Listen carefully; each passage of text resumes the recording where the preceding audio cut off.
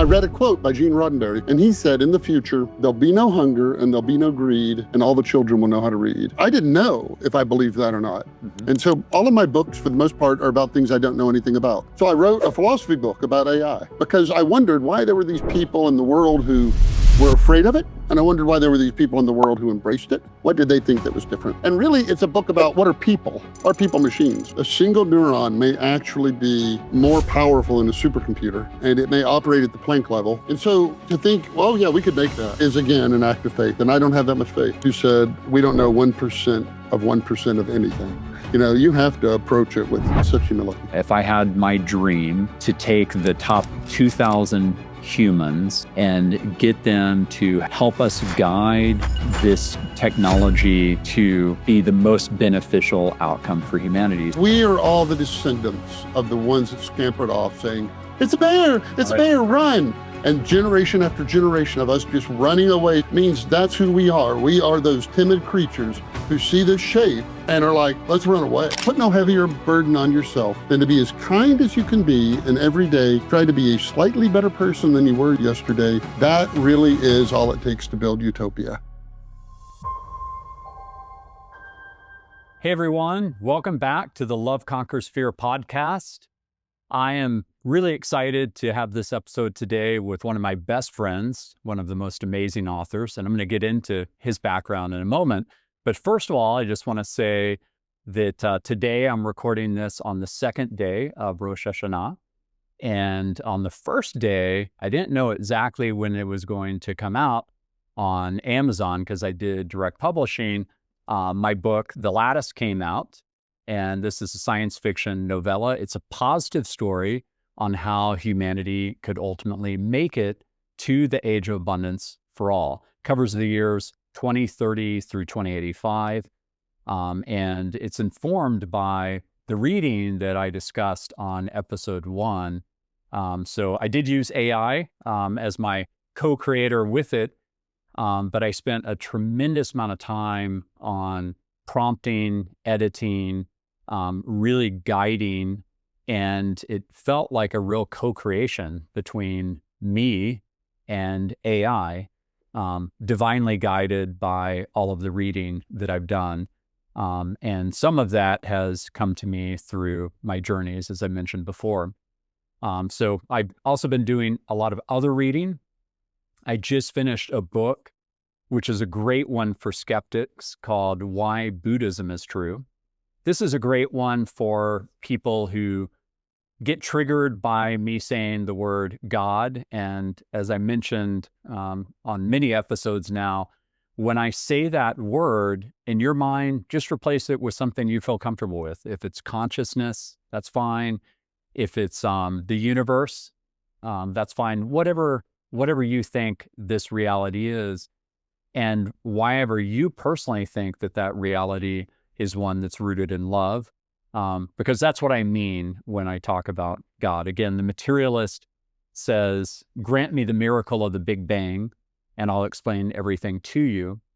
But there's a lot of things in science that are postulates that, frankly, haven't been proven. And that's not to diss science at all. Like, I am very much a product of science. I care a lot about science. There are so many scientific discoveries that have led to the abundance that the world has today. If you go back in time 50, 100, 200 years ago, we are living in the best time in so many ways, but there are real problems that humanity has to transcend. But anyways, getting back to that book, Why Buddhism Is True.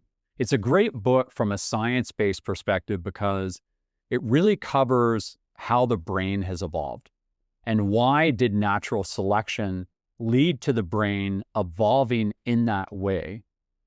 And it ties back to early Buddhism and what they were trying to grasp at the nature of things like the self through meditation. And it's written by a guy, Robert Wright, who is a deep meditator, but is not what I would call deeply religious by any sense. But he spends a lot of time meditating and trying to grasp at what our reality is. And it's an interesting journey through the book because it goes through all of the science that we have today, about what we understand about the brain, which we know very little about the brain actually. There's a lot of things that haven't been discovered. Like, for example, you get 200 researchers in top of their field that are studying consciousness. They will have very differing opinions. We talked about Annika Harris's book, Lights On, and how many different opinions there are when it comes to what consciousness actually is. But one of the things I really appreciated about why Buddhism is true is that he ends the book, and this is not a spoiler alert, it's not like a thriller, but he ends the book with that whatever our reality is, and he says, look, I don't know what consciousness is. I have no idea. So don't ask me, I don't know, is what Robert Wright is saying.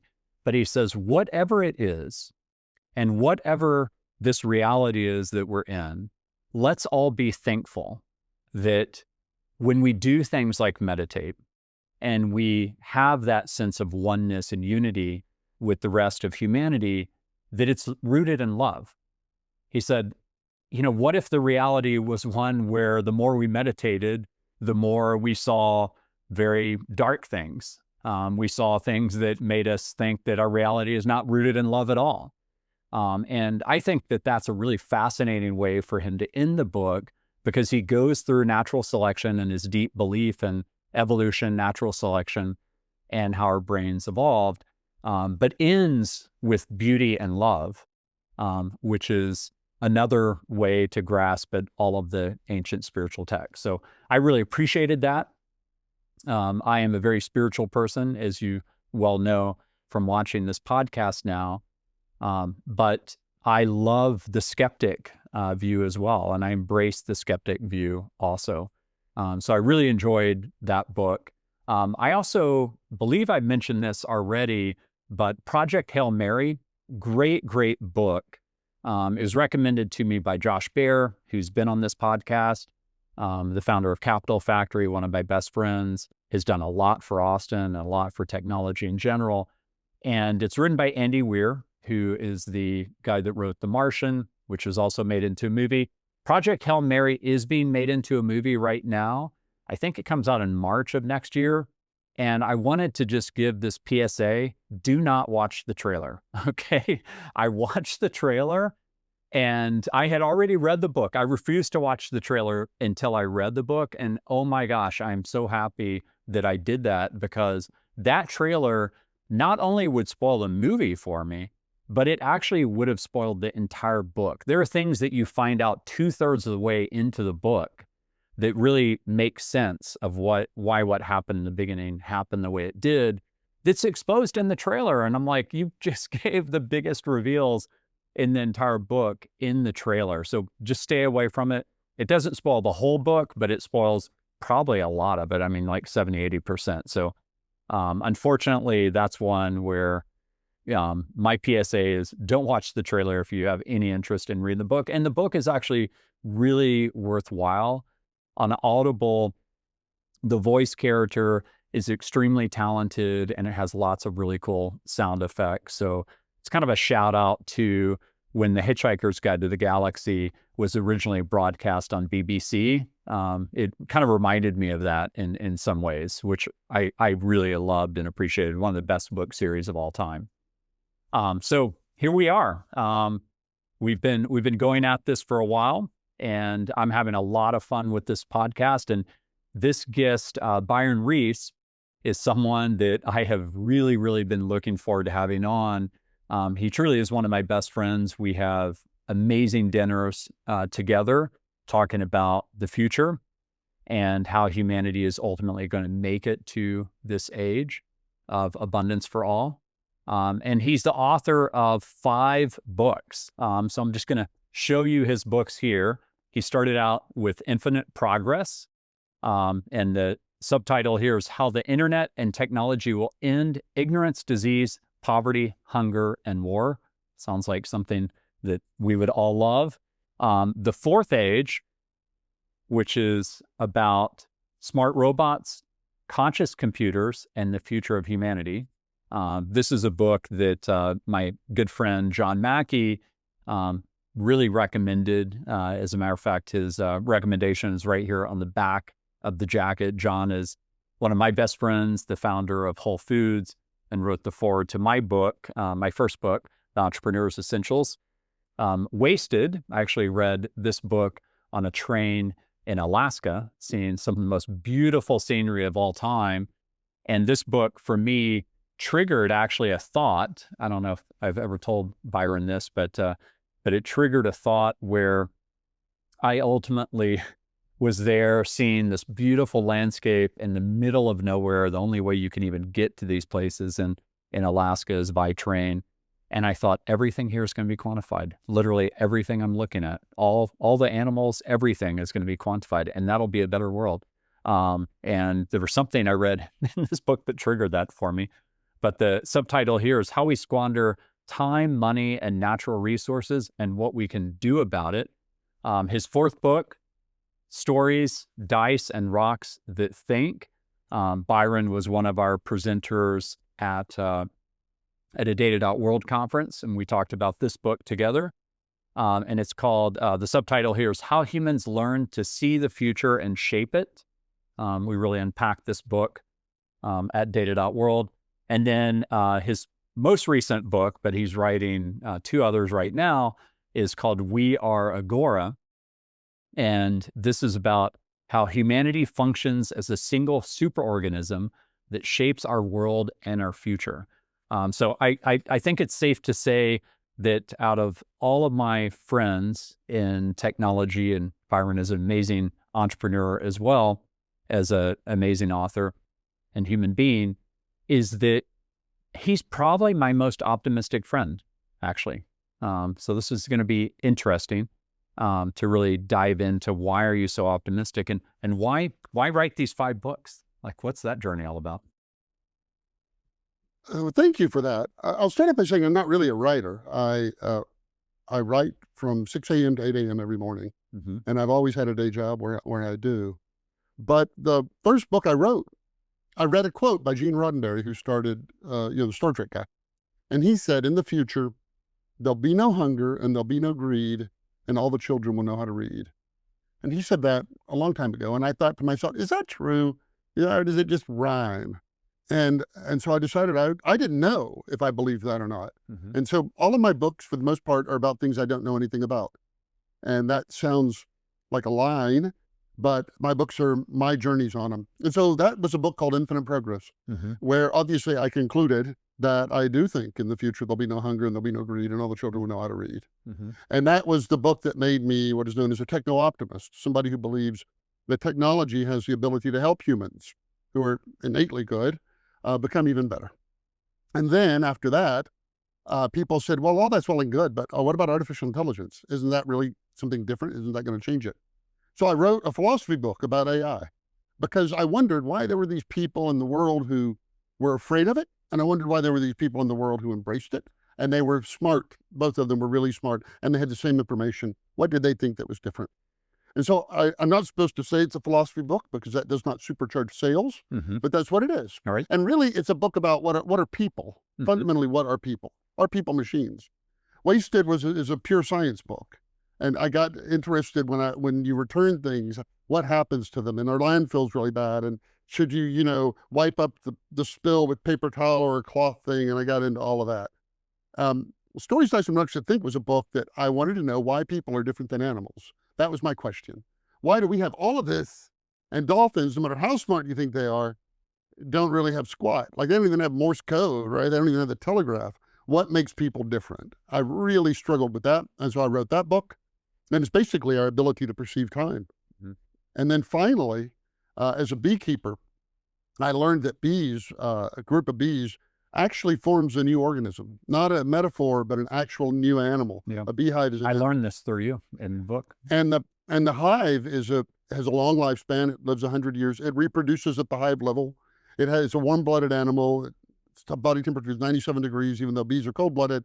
And I wondered if the same was true with people. Are people biologically, it's pure biology, do people come together and form another organism that we can't perceive, but exists and lives on a cosmic scale?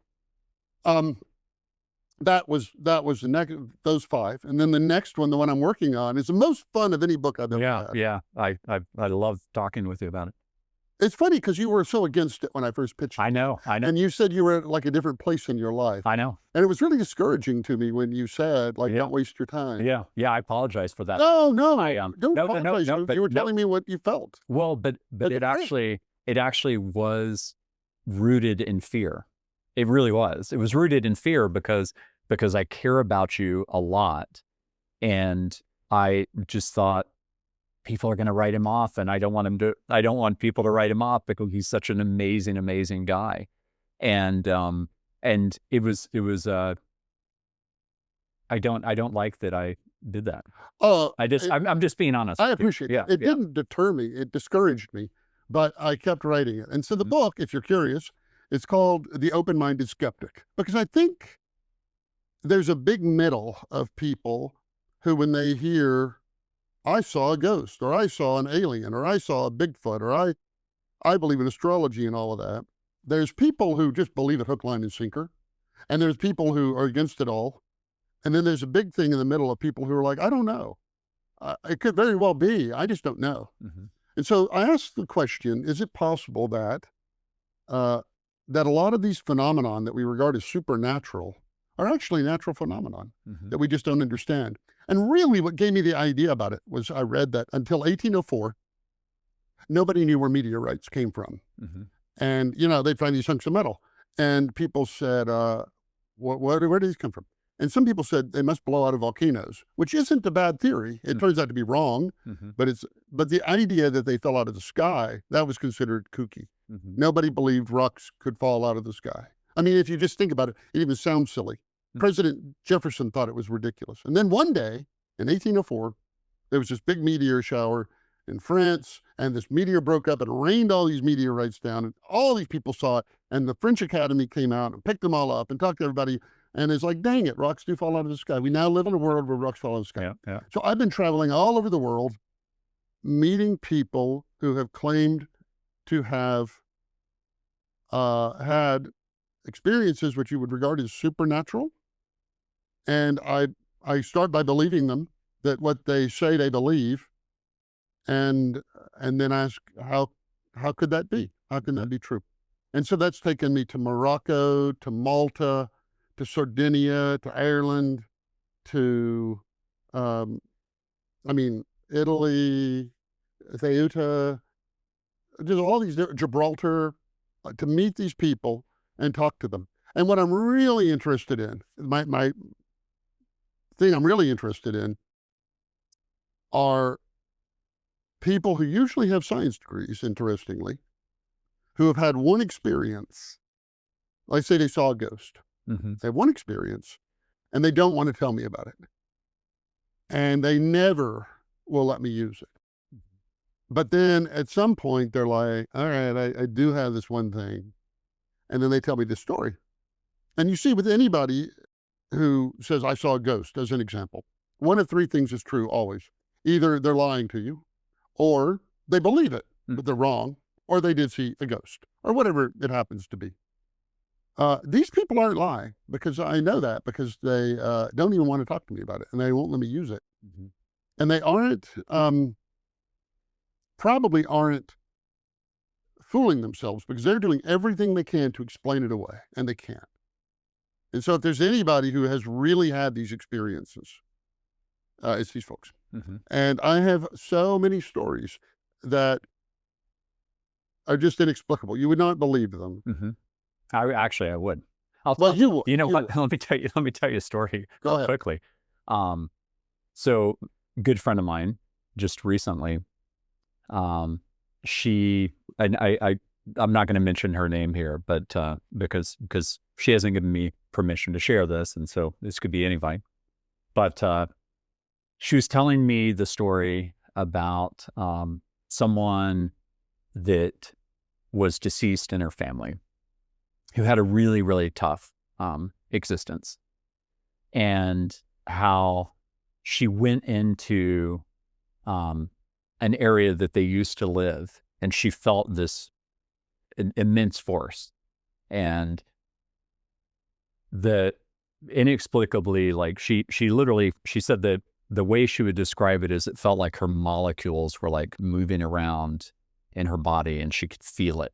Like she just felt like she stepped through this force. I've never felt that, but this is what she's telling me.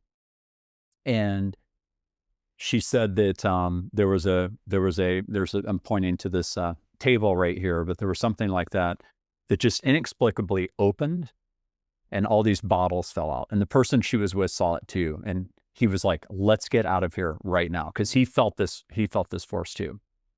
And as she's telling me this story, the lights flickered, and she said, and we all felt it. And she said, "That's never happened before." And I was like, that was unusual, because it's literally at the exact moment. And that night was a little bit different for me, because I felt like I had just experienced the force she was talking about with her, as she's recounting a childhood story. And so I'm actually very open-minded to this. I think there's a lot of things we don't know. And some of the books that I've read, like Signs by Laurelyn Jackson or Journey of Souls by Michael Newton, one of the ways that they describe soul ascension is that there are souls that refuse to ascend to heaven, source, whatever you want to call it, because they feel like there's something they still need to accomplish here. It could Plato be. thought that. What's that? Plato even thought that. Yeah. I have unfinished business. Plato, of all people, like, Yeah. not a loony, right? Right. So keep going. I'm sorry. Yeah. So it was just such a surreal experience, because I felt what she was talking about in that moment, and I felt my body light up when that happened. And JD Messenger, who's a really good friend of mine, who's going to be on in a future episode and has written 11 Days in May, which I've read now twice, he calls those truth bumps. Like where, I love that. Yeah, where your soul like lights up, and I just felt it. Right, it's actually I'm feeling it right now. But it was a really profound experience, and it was one of those things where you would have had to be there to feel it, but it was very real. Unfortunate, because I haven't ever had a direct encounter. Mm-hmm. Well, I didn't see anything. Right, but I'm just saying, I'm not going in this with something. You in your introduction, you were talking about science, mm-hmm. and like I call myself a science writer, and science is a very specific thing. It is the study of things that can be measured. Mm-hmm. That's what it is, and on things that cannot be measured, it should be agnostic. It should say, "I don't know." Mm-hmm. Most often, it is dismissive. I don't believe it. Yep. Which is very different.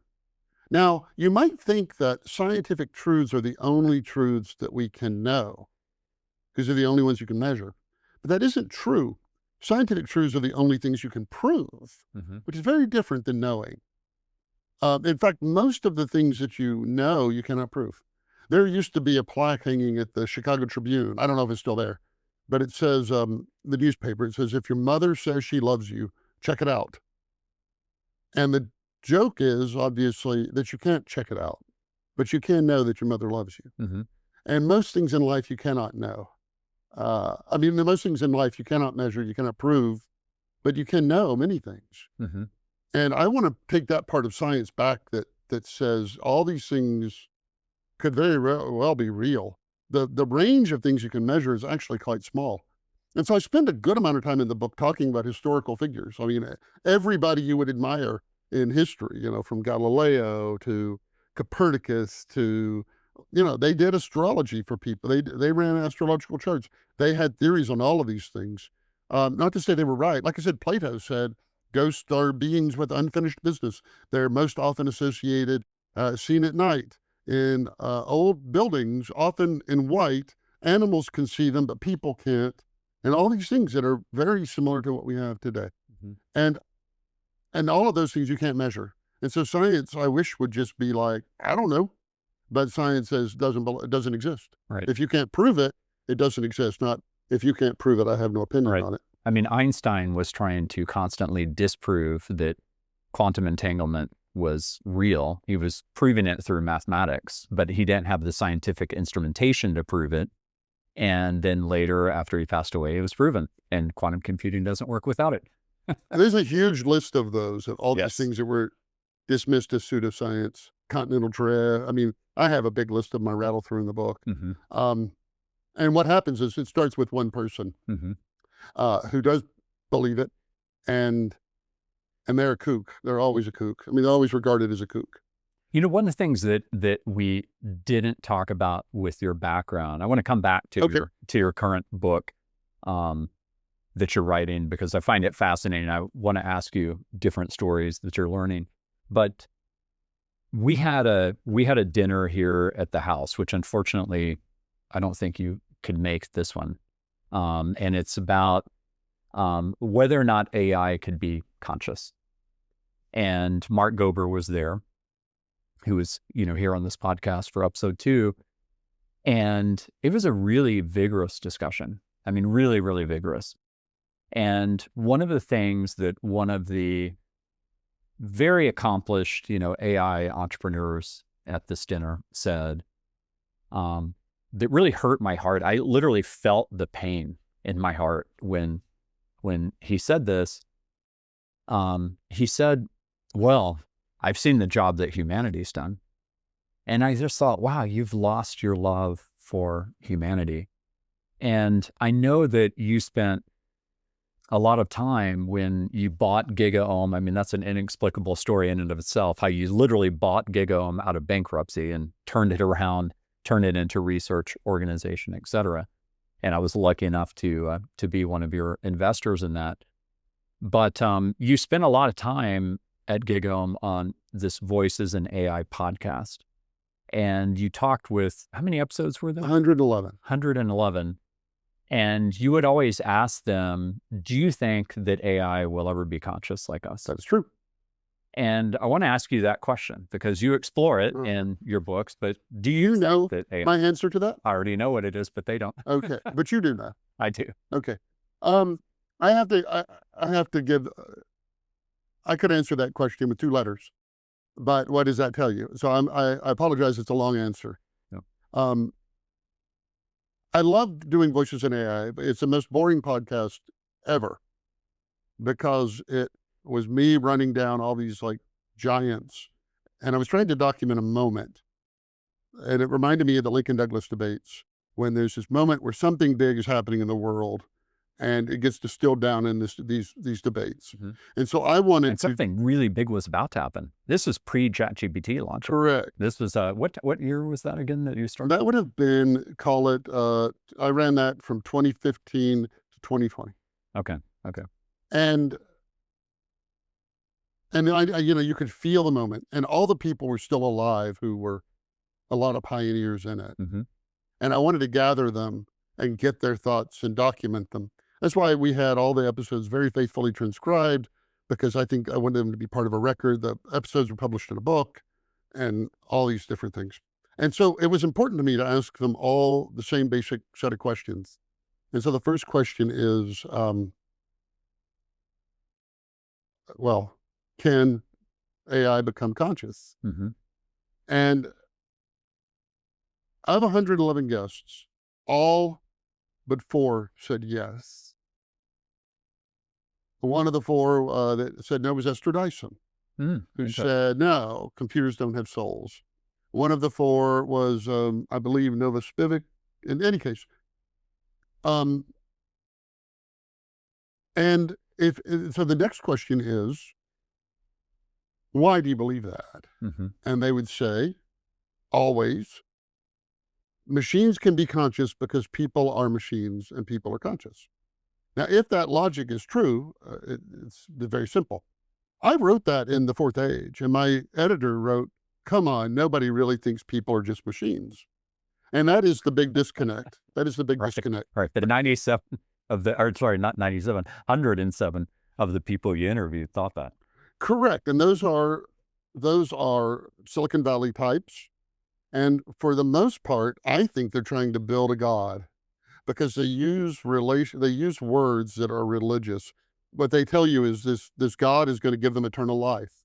It is going to let them upload themselves, which is a very religious thing. The God knows everything and is going to tell them all the answers to everything. and it's going to tell them how to get free energy, and it's going to usher in this state like Eden. And I think they're trying to create heaven. I think so. I think they had this big void in their life, and they're desperately trying to build a God. Mm-hmm. I'm one of the four. I would be the fifth one. And the thing that may surprise you is you don't have to appeal to the soul to hold that position. Mm-hmm. And I say it this way. If I were to ask you a math problem, 27 times 14 or something, and I ask you to figure it out, and then after you told me the answer, I said, where do you think you thought of that? You would say, I felt it in my head. And the fascinating thing is that is a cultural feeling, not a biological feeling. Mm-hmm. Because for most of human history, people didn't think it was in their head. The Egyptians, who saved all the important body parts, threw the brain away because they thought it was just for cooling the blood. Right. I also learned that through you.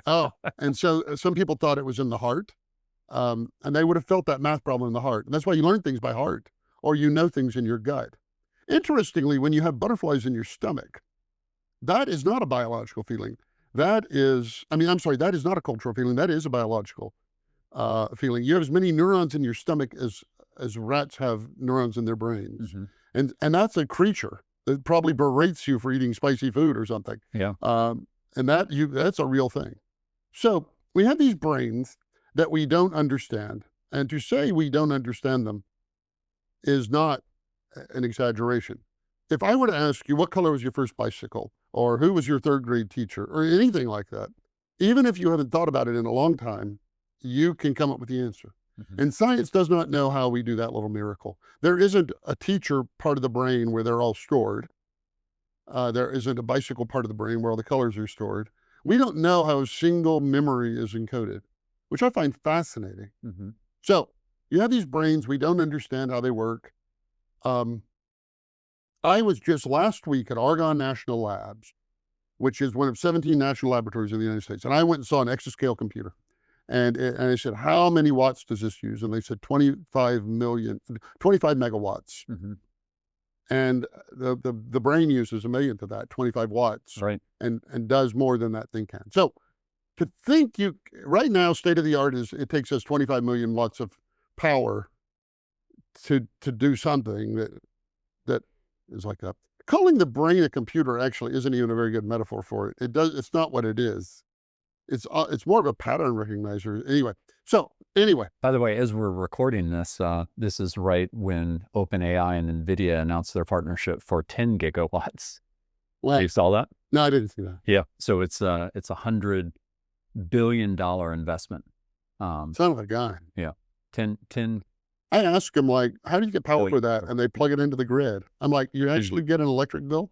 And they're like, yeah, we get an electric bill every month from the utility company for over $1 million. Mm-hmm. It's also really funny, but well, never mind. I digress. It's enough. I mean, just to give you the scale of that, it's NVIDIA's entire shipment globally for a year. Wow. Yes, that they've committed to through this kind of mutual exchange. It's an interesting time where OpenAI and NVIDIA are essentially creating a mutual exchange where they invest, and then OpenAI gets access to 4.5 million NVIDIA chips. And it's 10 gigawatts. 10 gigawatts. So that's a lot of power. Yeah, I mean, it makes 25 megawatts sound like right. Or the 25 watts, right? Or the 25 watts in your brain. Right. You know, your whole body only uses 100 watts, and 25 of them. It's funny, babies only use about 40 watts, and 25 of them are their brains. So when you're born, you're just really a brain. Yeah. It's just a little bit around you to keep you alive. All right, right. So we have these brains we don't understand. Now, here's what's cool, is they give rise to minds that we don't understand. Now, what is a mind? A mind is everything that the brain can do that doesn't seem like something an organ can do. For instance, you have a sense of humor, but your heart doesn't have a sense of humor. You wouldn't ever think that, or your stomach doesn't have a sense of humor. So where does that come from? What is that even? So the brain does all these things, and we call it the mind. Where does creativity come from? And all these things we just don't know. And it might not actually even be centered in the brain. I don't know if you have opinions on that. If the mind is, we know that the body has memory throughout, right? Like the immune system is a distributed memory of pathogens. We also know the brain doesn't really direct function. Any case, so you had these minds. The theory I have on that is, I believe... Oh, the mind is outside of the body. Well, I believe that consciousness is fundamental, and that the brain is a filter and antenna for it. If we were able to constantly get the stream of consciousness that you get through a transcendental meditation experience or psychedelics, it would be too much. It would just be too much. And so the ego actually protects us by filtering a lot of consciousness. And, you know, our human eyes in the world of material form, which is 4% of the universe, right, is matter, our human eyes only see 15%, even in the world of form. Like animals do see a lot more than us, depending on what the animal is, like ultraviolet light, the magnetic energy, et cetera. So we just don't see that much even of reality. And that's if we're really paying attention. Right. There's a lot of reality that a lot of times just passes us by. I mean, you can have something very profound happening right in front of you, but you're thinking of something totally different and miss it, right? There could be a huge sign right in front of you, right? That you need to pay attention to. So you have these minds we don't understand, and then there's consciousness. And I'll be brief with that because you've talked about it a lot. But consciousness has been called the last great scientific problem. We don't even know how to ask scientifically. We don't know how you answer scientifically. We don't know what the answer looks like scientifically. And so we have brains we don't understand that perhaps give rise to minds we don't understand that somehow perhaps cause consciousness. And yet 107 people said, oh, we can make that in a fab in Palo Alto. Exactly. And you see, that's why I knew it was an act of faith on their part. Right. That's when I knew it was an act of faith. I think, and I could be wrong, I think it was Nova Spivak who said a single neuron may actually be more powerful than a supercomputer, and it may operate at the Planck level, which is the fundamental resolution of the universe. And the tiniest known measurement. It's something you can't cut in half. Yeah. And it may be a quantum, which is what Penrose believes. And so to think, well, yeah, we could make that. Oh, we can make that. That is, again, an act of faith. And I don't have that much faith. So I would first turn the question around and say, why do you believe we can manufacture that if you don't know anything about it? And so that's why I'm saying you don't have to appeal to the soul. But I would be more inclined, to agree with Yoda. Yoda's like luminous beings, are we, Luke, not this crude matter. And then if that's true, if Yoda's right, then you sure can't make it. Well, at our root, I mean, everything at the quantum level is light and energy. I mean, we know that. Luminous beings are. Yeah, we are. Well, actually, we already know that. We know that it's all light and energy at the base level. Did you see that when, I just read this yesterday, and I just saved the article, when people die, they give off a flash of light. I haven't read that. Okay, that was just yesterday. I read that. It's a wonderful universe. I mean, and to think we know it so well. Who was it? It was, I think, Ford who said, we don't know 1% of 1% of anything.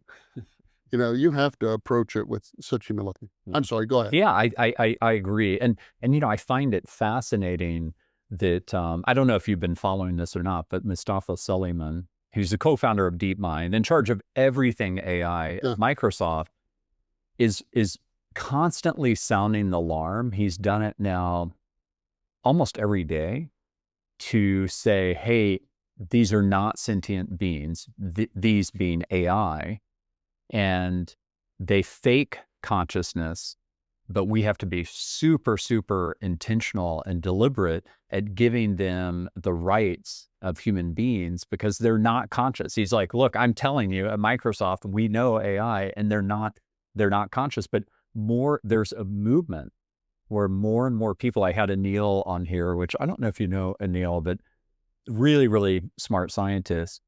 And there's a movement where he said, I think 8 or 9 nonprofits now have been set up solely with the goal to give AI rights as a conscious entity, as a conscious being. We sure would have to say... And we don't even know what consciousness is. We agree on that. Yes. We would though have to say, I hope you would agree, that if there's any chance it's conscious. It has to have rights. Because human history is too long of us saying, I mentioned this in one of my books, and nobody believes this, but you can Google it. It's well documented that veterinarians in the United States until 1995 were taught animals don't feel pain, and they would, that they just mimic it. And so they wouldn't anesthetize dogs when they would operate on this. They did open heart surgery on babies and up until the 90s, the 1990s, because they believed they couldn't actually feel pain. Yeah. We even operated on babies. I did open heart surgery on babies up until the 90s.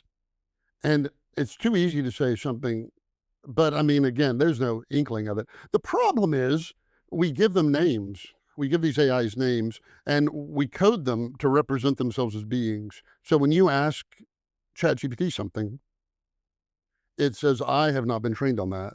So it represents itself as a being, not, well, any number of ways to do it. We name things Alexa, we name things Siri. And I put in one of my books about how when people's Roomba breaks, the Roomba, the vacuum cleaner, they don't want it replaced. They want their Roomba back because they have grown attached to it. And if that's the case, just imagine when grandpa has a caregiver who's vaguely android in shape, who smiles and laughs and tells jokes and listens to grandpa's jokes and all of that. And it's going to be very confusing. And it is just going to be ones and zeros. In the end, you have to realize ChatGPT is coded with Python, and that means it's just math. Every query you ask it could be just a math equation on a wall. And that math equation is not alive. There's nothing alive about that. And that math equation on that wall is not conscious. I just think people are more than that.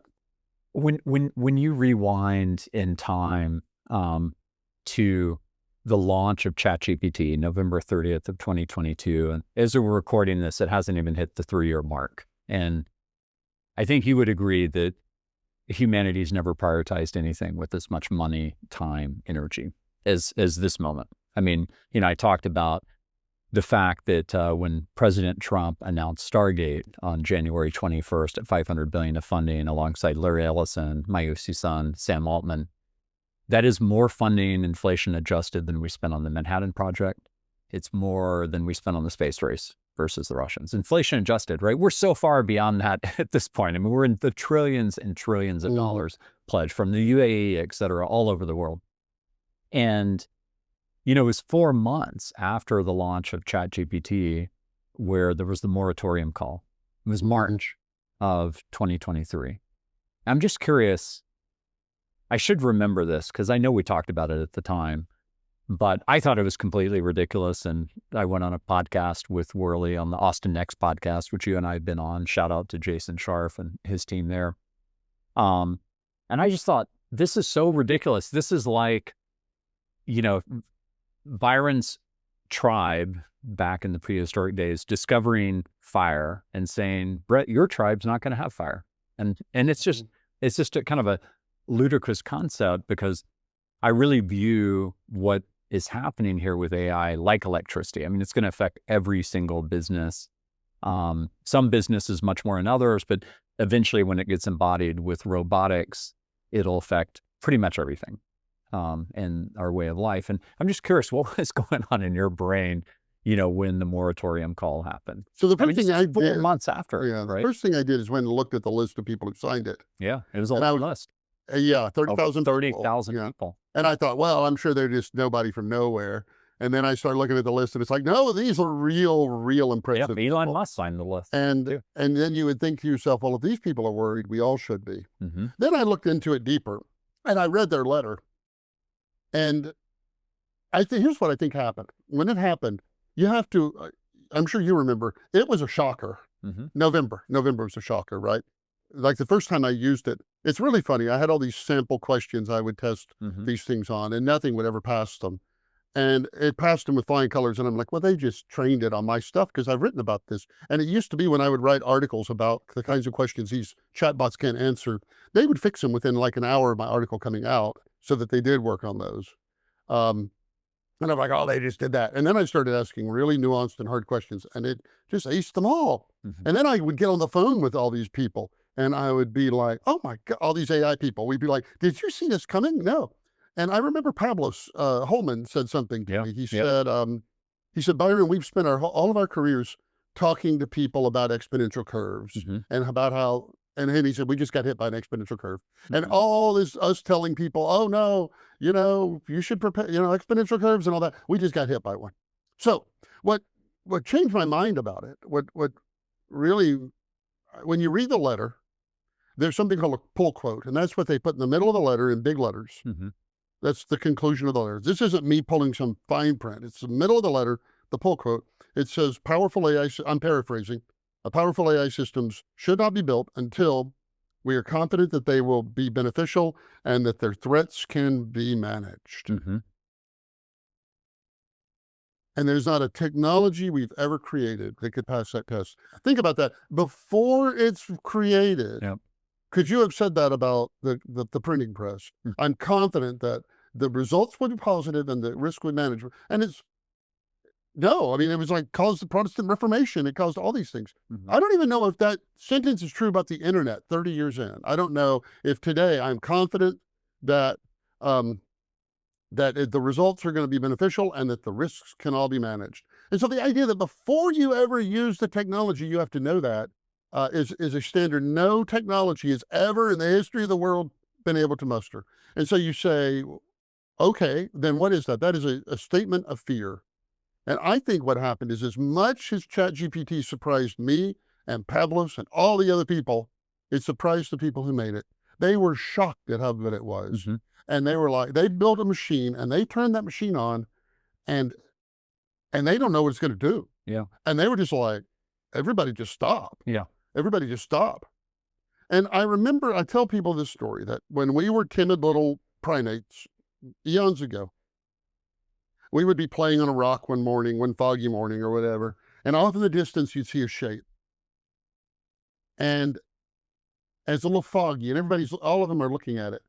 And some of them start yelling, it's a bear, run, run. And some of them are like, it's just a big rock, don't worry about it. And most of them would scamper off because they thought it was a bear. And it was almost always a rock. But every now and then it was a bear. And when it was a bear, it was those optimists that got eaten.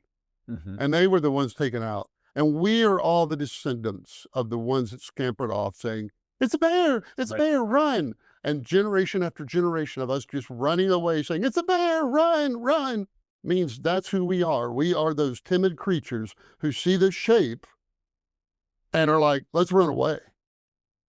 And that's what I think it is. That's a really interesting way to put it. And how do you think we got from that moment, March of 2023, to this moment where we are so far past the GPT-4 moment? That was when GPT-4 came out. And that was the one where people are like, shut it down, pause, 6-month moratorium. We got to figure out what's going on. I think I've never come across a technology that I still don't know how to use. I still don't know everything I can do with it. Somebody gives you a pocket knife, you're like, oh, he's got 4 blades. I know what to do with these. Even the internet, our early metaphors of the internet were it's a library, it's a store, it's a phone directory, it's a discussion group, it's a bulletin board. We had all these things we could anchor it to. I believe, have I ever told you there used to be one place to store data, DNA, and then story? Have I told you that narrative? Well, it's in your books. Okay. Yeah. We have talked about it before, but a lot of people haven't heard it. Well, all stories begin at the Big Bang. And that's 12 billion years ago. And there was a star where our sun was, and it came and went. And then another one came and went. And our star is a 3rd generation star. So there's been a lot of history before our solar system even got here. 4 billion years ago, the Earth is created and it starts to cool and immediately life forms. And that's a big mystery for 2 reasons. It's a mystery why it happened so quickly and why it only ever happened once. And we know it only happened once, or it only survived once, because all life is related to each other. You put in the introduction just now that all humans are 99%, their DNA matches each other. 99.9%. Correct. Yep. With chimps, it's 99%. With bananas, it's still 60%. So you share 60% of your DNA with a banana. There's one kind of life on this planet. That actually explains a lot. Yeah, exactly. and that life is DNA life. And DNA is not alive. It is exactly like a flash drive. It stores data in binary, interestingly. It looks like it's 4 characters, but they're mirrored. So it's only 2 different characters. And it holds 600 megabytes of data. And so for 3 billion years, nothing happened. We just had that one place to store data, which was DNA. Then the Cambrian explosion happened. There was a second place to store data called brains. And then 40,000 years ago, speech came along. And we could exchange data with each other. And what that meant is that it might take a creature 100,000 years to learn not to eat some purple berry, to evolve an aversion to some poisonous purple berry. But I could say to you, hey, Brett, don't eat that berry, it'll kill you. And now you know that. And it's just like a mutation in your DNA. Think about that. It took an animal 100,000 years to learn that. And it took you 1 second. And that's why we did this. I just saved you $14.95 of buying Stories, Dice, and Rocks to Think, because that's what happened to us. We learned how to evolve every minute by exchanging information with each other. So then then just 4,000 years ago, we got a third place to store information, which was writing, and we could externalize thoughts for the first time in data, but it was real expensive. So we only saved a few things like Plato. And then 400 years ago, Gutenberg comes along and we get a cheap storage of data, all we want. And 40 years ago, so 4 billion years ago, the Earth, 400 million years ago, brains, 400,000 years ago, we came along, 40,000 years ago, we got speech, 4,000 years ago, we got writing, 400 years ago, we got Gutenberg, 40 years ago, we started digitizing our knowledge, and 4 years ago, we got ChatGPT. And you see, up until... Not even 4. Now you did all of it. Yeah, no, I know. I understand. So, but by the time you're hearing this, dear listener, so what that meant is, have you thought of the ridiculousness of when you do a Google search and you ask Google a question, what is the difference between a cold and the flu? Google's like, I got 31 million answers for that. Here's the first 10. Right. Just how ridiculous that is, that they would brag that all human knowledge is fragmented into 31 million different sites. Right, exactly. And so what ChatGPT is... And it returned it in like, 0.00001 but it's to our shame that all of that knowledge is still scattered. And ChatGPT and these LLMs are the first time we've ever consolidated all human knowledge into one knowledge base. I gave a speech on how to teach science just last week. And I said, for the first time ever, you can have a conversation with the accumulated knowledge of the universe as far as we know it. And there are people who don't want to let students use that. Yeah. In every language. Yeah. Across languages. You can talk to the knowledge base of all humans. Yeah.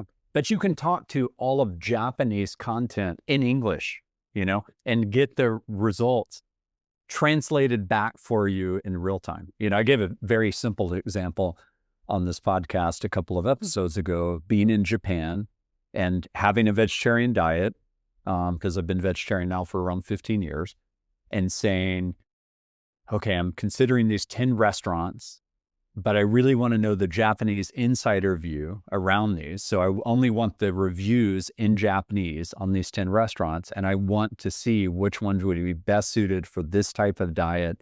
Here are the types of things we like. And it gives me back the report. And it's such a simple example, but I mean, just think about what's happening there. Like, I don't know Japanese, I would have been limited to the American reviews if I was on Google, or the English reviews, because I would need to understand it. And so it would be biased. It would not be native language Japanese speakers that are having a Japanese diet on a regular basis. And so I got the authentic information back in English, and it's such a simple example, but just think about all the things that have to happen for that to happen. I wrote that philosophy book on AI, and if I went back to revise it today, I wouldn't change anything except one page where I was spectacularly wrong. Just spectacularly wrong. In theory, something like ChatGPT, which doesn't understand the world, right? It's probabilistic. Mm-hmm. The associations of words. I put something like, if there were 100 planets that had an internet for 1,000 years, you could probably build that system. Mm-hmm. We have one planet, and the internet's brand spanking new, right? Like the shrink wrap's still on that thing. It's 30 years old for all intents and purposes. And I said, there's no way there's enough knowledge on it to do that. And I was so wrong. Mm-hmm. Uh, I remember actually the moment when I think I was on the phone with you the day after you found that out. That page in your book was spectacularly wrong. I love it. Yeah. I love it. Because I remember Penn Jillette, the magician. He says magicians love to be tricked and fooled. And I love to be wrong, Sure. to have some optimistic prediction of mine be exceeded beyond what I could even imagine. Mm-hmm. Me, a professional imaginer. Mm-hmm. Mm-hmm. I love it. And so that's why I think, humanity has sort of started to like have this collective aha, like this is a big deal. Mm-hmm. And that's why you have to tell the story starting 4 billion years ago. There was one place to store data, then 2, then 3, and now there's a 4th. And it's an LLM. It's the aggregated, distilled, consolidated human. Mm-hmm. And then, like I said, someday in 6 months, they're going to put it in a robot and it's going to have servos and soft feeling skin. Mm-hmm. And it's going to smile when you tell it a joke and all that. It's going to be a terrible day for me because all these people are going to call me and say, well, now it's alive. It's a creature, isn't it? And it's like, right. No. Yeah. Yeah. There's a lot to unpack with that. I mean, one thing that I think is important to discuss for people watching this is a lot of people are watching this that aren't yet that proficient at even using an LLM. Like as much as ChatGPT or Claude or Gemini has had an impact for me or for you, there's a lot of people who've almost never used it. I think that the average weekly users as of right now for ChatGPT is 200 million a week. Okay, that means they use it at least once a week. 200 million people out of 8.2 billion. So what would you say to the people watching this who literally, A, have never used ChatGPT, B, have used it once and like, I don't know what to really do with this, and C, are saying, I need to understand what they're talking about and why they're talking about it in these such excited ways. Like, I need to prepare myself for that future. Like, what would you say? What should they do today? Like, well, first, and what should they then do the next day? I would say, don't worry. First of all, you're not behind. And I want to actually answer this question a slightly different way. Mm-hmm. So right before we started, I asked you, what was your goal with this podcast? Mm-hmm. And what did you say? I said that if I had my dream with it, it would be to take the top 2,000 humans that influence the 8.2 billion and get them to have a heart shift, so that they help us guide this technology to be the most beneficial outcome for humanity so that we can manifest that age of abundance for all. Because I'm actually very techno-optimist about it. My biggest fear, and I am operating from a place of love and putting this out there, because I believe, I'm 95% certain that we're going to make it to this age of abundance for all.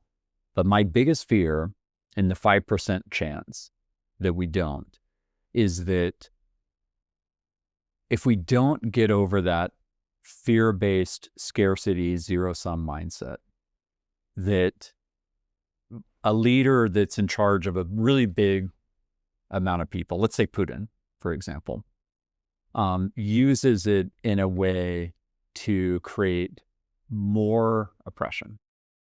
And that if they don't have this heart shift, while I believe what's happening right now spiritually is that this is God's final exam for humanity. And the reason I believe that is that all of the things you just laid out, the Earth, actually, I think the actual math is 4.54 billion years old, and life started 4 billion years ago, and hominids started 4 million years ago, and Homo sapiens started 250,000 years ago. And it was you that actually educated me on this, and I was like, wow, I've never heard that. And I've asked people this a lot, and I've talked about it on the podcast now a number of times, and always given you credit for it, that it was 50 to 70,000 years ago that we're in the ice age, and there was a super volcano event, and it blacked out the skies, and we got down to somewhere between 800 and several thousand Homo sapiens. And if our core nature was evil, it would have been all over then. And there's a lot of things I've laid out in this podcast already on why I think we're going to make it, and largely influenced by my friendship with you, that we made it with smallpox, that to date we've made it with nuclear weapons. I mean, I think it's really shocking that that we have 13,000 nuclear weapons today, and the math is just 2%.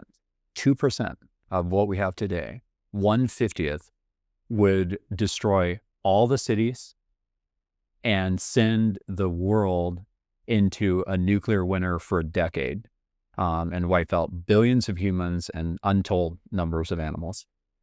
Just 2%. And we're still producing them, right? And the acronym for this is MAD, mutually assured destruction. And so I think that God is working through us in this final exam. And if we pass, which I think we will, then we get access to the rest of the universe, which as far as we know is infinite. We don't think it has any borders, and we just continue to find out that it's more and more infinite than we can even imagine. I mean, the vastness here is unfathomable. Just how many galaxies there are, how many planets. I mean, it's just mind-boggling math, when you really think about it. And I think that us making it, we have a very Star Trek-like future where we're only bound by the laws of physics, of which we don't really understand today. And I want us to make it, and that's why I'm doing this project. But it starts with the people that are in control of the most of us having a heart shift. And I think that God is forcing them to make that decision. Do they want to choose a world of abundance for all? Or do they want to cling on to the power and control and the world of form, where, it's all about how much they have? And I really think that there's a lot of people that measure themselves that way. I mean, I believe that. I see it all the time. I mean, I see some, mega billionaire, like Jeff Bezos, for example, who I look up to Jeff Bezos in many ways as an innovator, but, he gets a $600 million yacht, his new bride. He literally, you can't make this stuff up. He puts a bronze statue of his bride as a mermaid on the front of the $600 million yacht, as like a token, to her. And, that's a lot of money. $600 million is a lot of money. And, that's a yacht of unfathomable proportion that cost around $60 million a year to maintain. And I'm a capitalist. Like I have no problem with capitalism. I think capitalism, I'm with John Mackey on that. You and I have him as a mutual friend, that it's lifted billions of us out of starvation and poverty. But if we continue to just measure ourselves on how much we can accumulate, which there's no spiritual text or any meditative text or any, text about how to live a wholesome, good life that shows that that's the way that you lead to a path of happiness. It only starts with an inner journey that transforms you. And, in Christianity, it's the kingdom of God is found within you. And I think that people are trying to grasp at our reality and that deep yearning that you talked about earlier in the podcast, that deep yearning of what is it that makes us most human.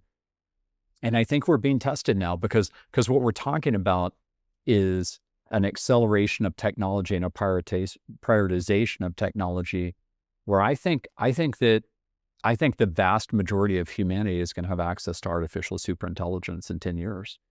And that's amazing in so many ways, right? We can create billions of products and services that are personalized that we can't imagine today and just have unfathomable abundance, even for places like Chad. But the biggest risk to that is people using the technology to do the competitive form game, like create this oppressive environment. And in a way, there already are very dystopian things that we have to deal with today.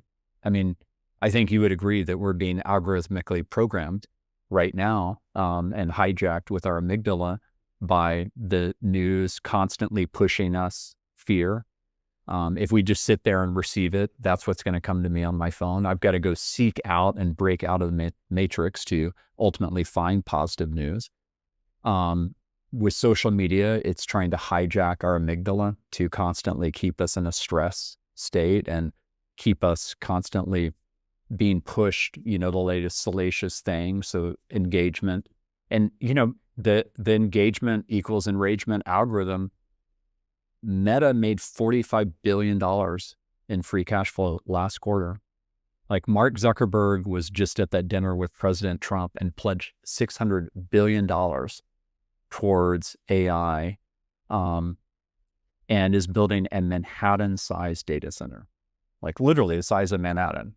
The interesting thing about that is that he also is doing open source with Meta, with the Llama model. So that's good, but it's yeah, I've got all these. I'm trying to unpack that. I mean, in my own mind, I think I get the sense from you. You say the 95% number, but I don't know that you really believe it. I do believe it. Okay, I really do. Because you always like. But 5%, 5%, it to me is a scary risk because 5% literally means, in my mind, it's the way you say these things almost seem insurmountable. You list them all. You got the rage machine, and you have the power people, and you have all these things and all these things. I get the sense the 95% is the number you hope it is, and the number you want to. I really think it is 95. Address much of what you said. I agree with much of what I'm just laying out the risk to really unpack the 5%. Okay. I would say this, first of all, I agree with much of what you said. You're talking to a guy who started a website called happynews.com, who wanted to report positive, upbeat news. And it was super popular. I mean, and it had millions of people a month. It didn't make any money. Everybody's like, you can't make money off Happy News. And they were all right, it turned out. Right. I remember when my friend Zachary Karabell with the Progress Network hit 50,000 subscribers. He does this as a nonprofit. He was an advisory board member at Data.World, a very good friend, fellow author. And I was like, oh my gosh, I think it took you 4 years to hit 50,000. I didn't say that, but that was what I was thinking. I was like, are you serious? Like it took 4 years to hit 50,000 subscribers? Positive news. I agree with you that it would be wonderful if people had a change of heart. I agree with you that people's values are bent. There are people I'm close to who, when they talk about somebody else's wealth, they say they are worth $500 million, which also implies if somebody has no money, they are worthless. To say somebody's worth is the money they have. Yeah, that's a very good point. Yeah, language matters. Yeah, correct. And I would love those 2,000 people to have a change of heart. But I would, where I think we part company is if that's true, then the 99% don't matter. Doesn't matter what they do. And I think history is just the opposite. And I would go to you to... By the way, I actually disagree with that. The part of the way that the 2000 change is through upward pressure as well. Like Gandhi was a great example of through numbers, you can transform an entire country. And he did it in a nonviolent way. Fair enough. Right. And Mandela is another example of that. And so there are these historical examples of the numbers overwhelm. And I do think that the heart shift is not like necessarily them doing something like psychedelics or meditation. It's them being able to see over the horizon and say, wow, like that could be our future. And maybe I need to choose that because That sounds better than where we're living right now. Yes, I don't think that's how history works. And I will go to a Jewish story, which is a lot, and the destruction of Sodom and Gomorrah. And the angel comes, and you correct me because this is I'm not Jewish, but you correct me where I'm wrong. And the angel comes to Lot, and Lot's like, oh, what are you going to do? And he says, I'm going to go destroy Sodom and Gomorrah. And he's like, really? And he's like, what if there are 30 good people in the city? Would you still destroy it? And he's like, all right, fine. If there's 30 good people in there, I won't destroy it. And he's like, okay, well, what if there are 20 good people? What if there are 10 good people, right? Do you think those 10 people that could save the city are the powerful people? Yeah, no. No, they're the good people. The power people, I think, have very little. We see them in the headline and we give them outsourced influence. But if I look back across my life, you often tell the story of your upbringing and how important your mother was and all of that. All that's very true. But also, I bet you there have been 2 or 3 things that have happened to you in your life, these moments, that if they had gone the other way, you would have been off on a different path. Oh, of course. I can think of very specific ones where by the skin of my teeth, I had this strange thing happen and my life would be completely different. Absolutely. There are so many times. Correct. Now, those things are not... remember many of them. Correct. And those are not the power people. Those are people in your life that you interact with who do something for you. I tell the story in the Agora book, which is the story of this guy, Dr. Jerome Motto, who he studied suicide in 1947, and he was at Stanford, and he heard about a suicide. Somebody jumped off the Golden Gate Bridge in San Francisco, and he decided to go up there and investigate. And he went to the guy's apartment, and he lived alone. He had no problems. Nothing was wrong. But he left a note, a suicide note, not addressed to anybody. And he said, I'm going to walk to the bridge now. If one person smiles at me along the way, I will not jump. Yeah. I remember that story from your book really well. And that story. Yeah. And that's haunting. The thing that changes the world. And so I wouldn't put on 8.3 billion people out there, go study AI and learn how to use ChatGPT. Otherwise you're irrelevant. I would put that it's you doing kind deeds in your everyday life that is what transforms the world, that the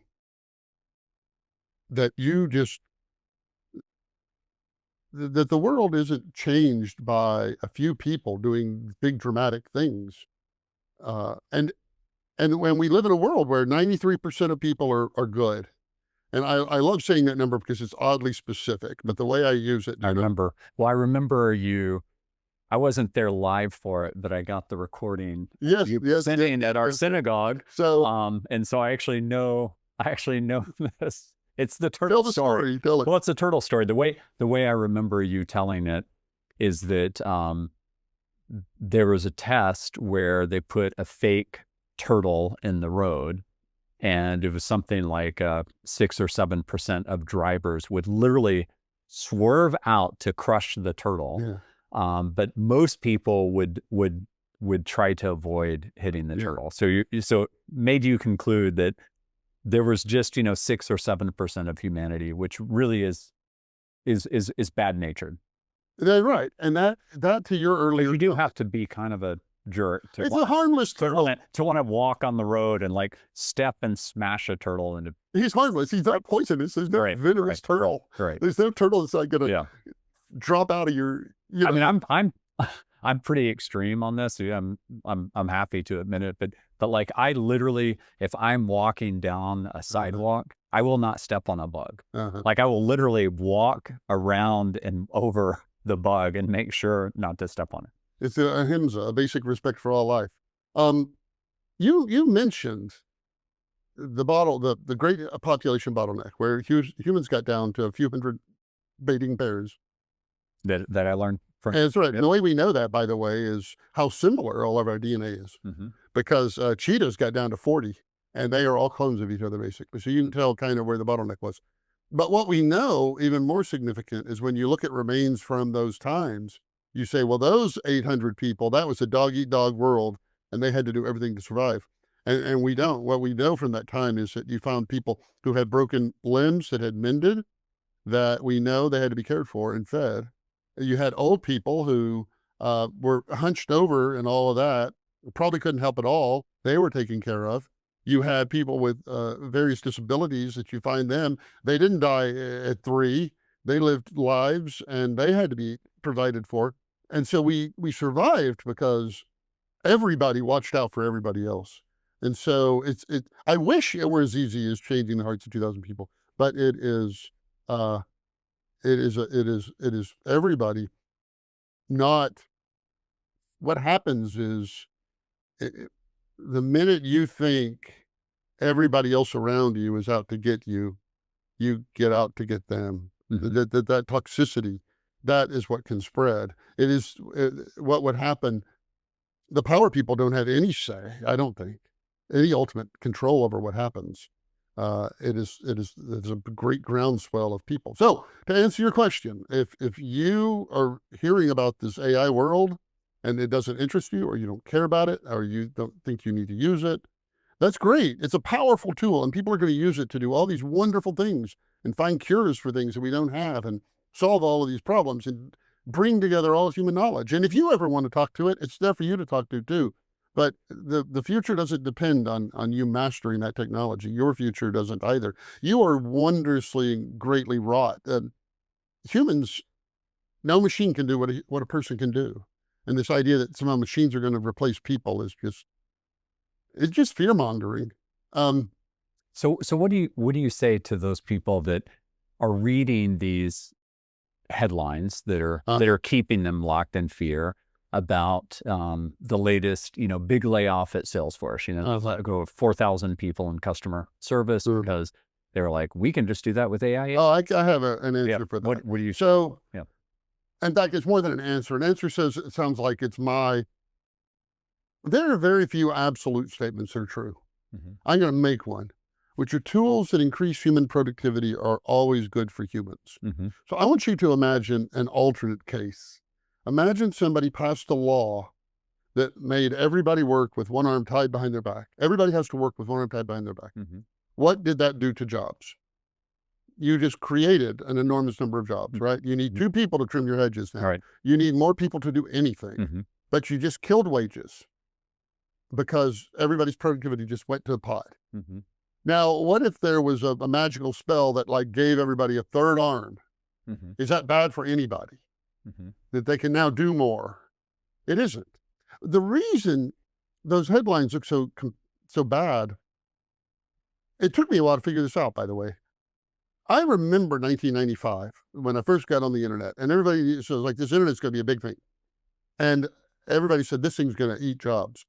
And here's what they said. It's going to destroy all the stockbrokers, all the travel agents, the yellow pages are going away, the shopping malls are going away, the newspapers are going to take it on the chin, the post office is going to go out of business because people will send email instead. And you know what? They were right about every single thing. Everything they were right about. But there was no article that said there's going to be eBay and Etsy and Airbnb and Spotify and YouTube. And so that's the answer is, I can rattle you off a list of all the jobs that AI is going to take. But I don't have the imagination to tell you the ones it's going to create. What you have to hold on to is there's the knowledge that it's a productivity tool, and those are always good for people. I have spent an enormous amount of time trying to figure out what I call the half-life of a job. And I think it's 50 years. And what that means is that in the United States, every 50 years, we lose half of all the jobs. And that should pass the sniff test. You go back from today to 1975, you'd believe it, right? We lost a lot of manufacturing jobs since then and all of that. You go 1975 back to 1925 and you're like, yeah, we lost a lot of farm jobs in that time. People came into the factories and all of that. And so for 250 years, we've been doing that. Every 50 years, we lose half of the jobs. And yet, this country has maintained full employment and rising wages all the time. And you say, well, how can that be? If every 50 years we're losing half the jobs, why isn't there all this unemployment?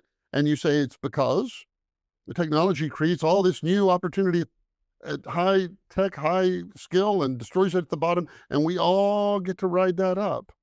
And this is no different. If anything, my fear is it's not destroying jobs fast enough. I know that sounds impersonal, but tell me one job that's been eliminated in the last 5 years.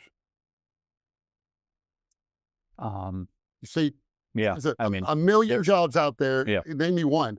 The thing is that there were a lot in the last 5 years that were eliminated from the pandemic, but it was a temporal thing. And then I have this deep belief, a core belief, which is if there's a job out there that a machine can do, imagine that, a job a machine can do.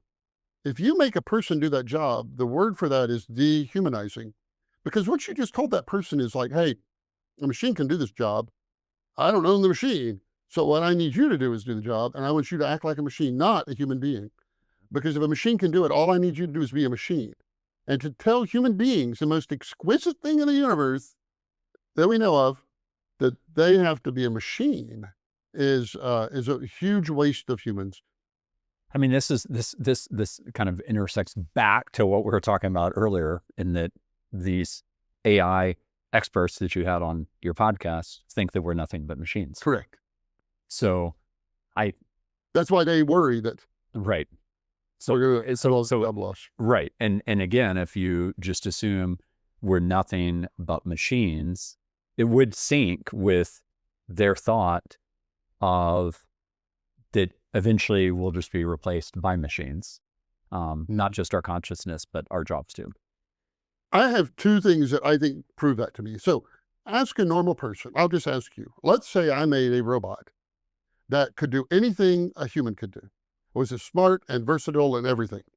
And let's say it only cost 70 cents, 70% as much as a human. And a company starts making 1 million of those a year for 40 years. Mm-hmm. Would that cause any unemployment? We know the answer to this empirically. Yeah. Do you know my punchline on this one? I don't know your punchline. So my punchline on this I'm guessing this intersects with the Industrial Revolution. No, from 1940, at the beginning of World War II, 1 million women entered the workforce every year. From 1940 to 1980, 1 million women every year who were paid 70 cents on the dollar. To our shame, who were just as good as the people they were replacing. The unemployment between 1940 and 1980 never went up. You had 1 million new people every year in this country coming on the job market at lower wages, and yet we still had rising wages. If I were to show you, we had these revolutionary times when we got electricity, and in 7 years, we converted all steam to electricity. In 20 years, we took all animal power and converted it to steam before that. We eliminated millions of Teamster jobs, all these jobs. If I graphed the United States unemployment rate on a wall and said, find me electricity, find me steam, you can't. It never even budged a tiny bit. Do we have unemployment right now? I mean, it's supposed to be happening around us right now. But the problem, and we don't, because technology is creating all the more opportunities than we have people for. So we're going to have this huge shortage of people. And so just always remember, these are productivity tools. They're good for people, always good for people. So you may be, you are challenging if I am 95% certain. And I know from our discussions that you're even more certain than that. What would you say your probability that we make it to this age of abundance for all is? I think it is inevitable. I think that is, if you look at the arc of history, it's inevitable. Nothing can go wrong, except, of course, you always have to qualify things that if a stray comet comes and hits the planet, something that just happens. But aside from that, there's no chance that it won't, because when you look at history as a long story, it's so easy to get caught up in the election cycle and the news cycle and to think that, but when you look at it long, people used to be savages. We were savages. And you don't have to go back that far until you find, I don't even want to say the things and put the images in people's heads, but just we did cruelty to humans as popular entertainment. We tortured people for entertainment and all these horrible things. Yeah. And yet we, in an era where we had nothing, there wasn't enough for everybody. we managed in that world where there were just as many bad people and just as many selfish people and all of that, we managed to claw our way to the notion of human rights and habeas corpus and liberty and justice for all imperfect. We haven't delivered on all of it, but the arc of it is that. And that is in a world where there never was enough. The whole of human history is there never was enough food quite for everybody, not enough medicine, not enough leisure time for everybody. So few people get it, a few people don't. And yet we've made progress all through that. And so somehow tell me that now we get productivity tools that make us powerful. We have access to the knowledge of the ages, and that now, for some reason, we're going to drop the ball. At our weakest, at our evilest, at our coarsest, we always manage to make things better. There is the last quote I'll say is, "There's never." This isn't mine, but somebody said there isn't enough. I wish there were more love in the world, but there is enough. Mm-hmm.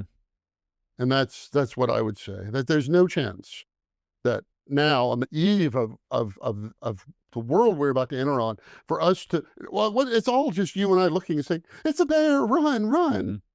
You know, we've written a couple of articles together. The one about, no, we don't live in a simulation. Yeah. You may remember that I inserted the line from the Beatles, "Love is all you need." I don't remember that. That is good. You made major improvements to that piece. I had So what would you say? So I'm envisioning that what you just said, let's say Elijah Yudkowsky is watching this podcast and he's just falls out of his chair, because I can genuinely say, and by the way, one of the things that I absolutely love about you as a friend is I always walk away from those discussions, the dinners we have, et cetera, more optimistic. And I am by nature an optimist. That is deep in me. And I think that comes from a lot of things I'm not, by the way, in my life. I think it comes from, my mom giving me such unconditional love. I think it comes from the way that entrepreneurial ventures have worked out for me, et cetera. But it also comes from just me being very objective about the standard of living that just the every average day American has right now compared to when I was a kid.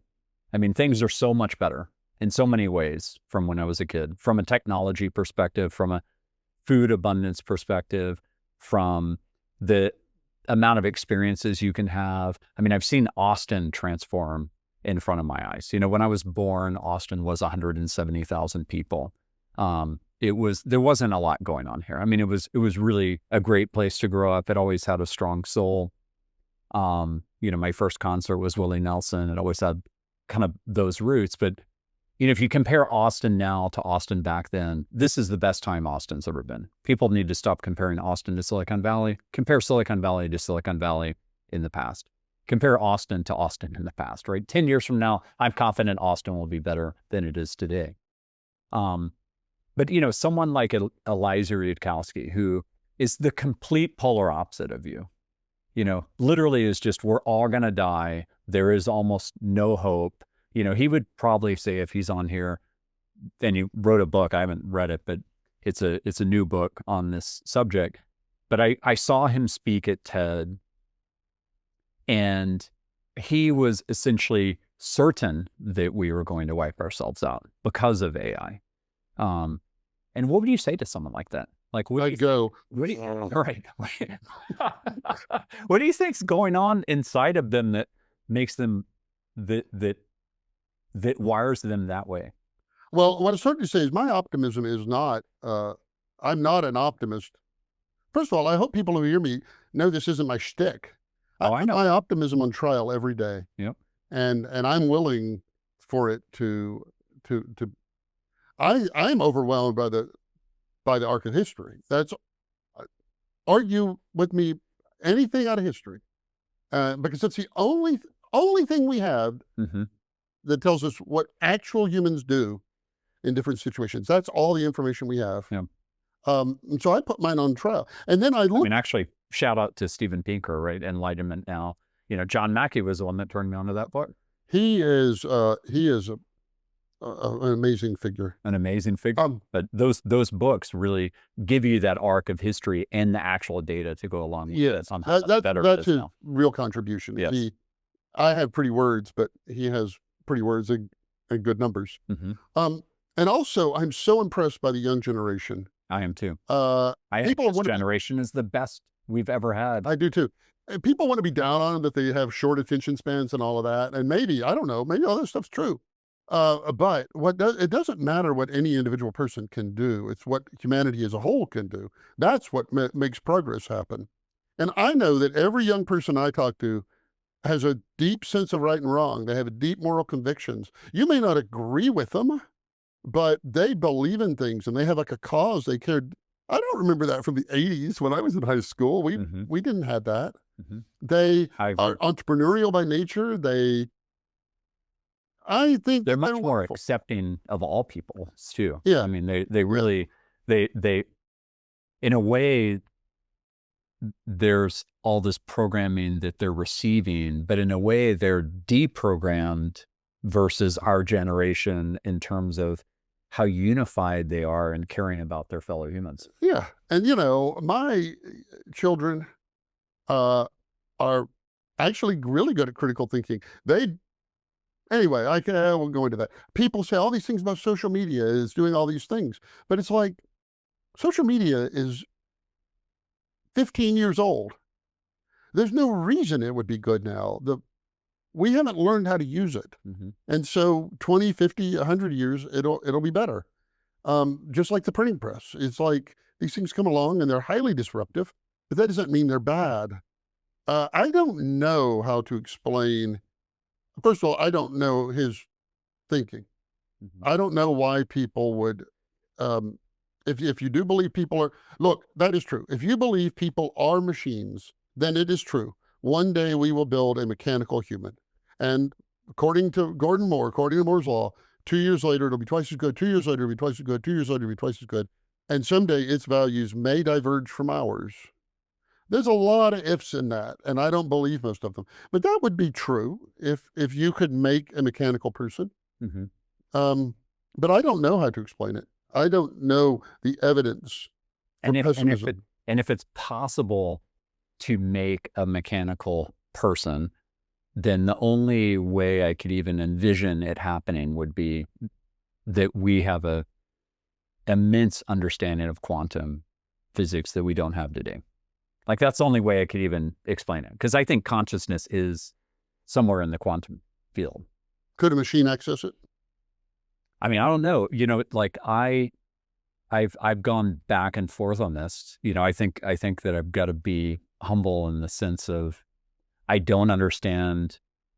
The people that are experts at quantum physics today are all over the map. I mean, there's Robert Lanza who has this theory of biocentrism. His books are really interesting. I talked about the novel he wrote as well with Nancy Kress, which is a great book. I actually like that book even better than Project Hail Mary by Andy Weir. That's a book that should be made into a movie. But it basically takes that observer effect in quantum physics to the nth degree in the many worlds theory that Everett came up with of all the quantum branching. But my theory of where consciousness resides is in quantum. But I can't prove that to you because nobody can.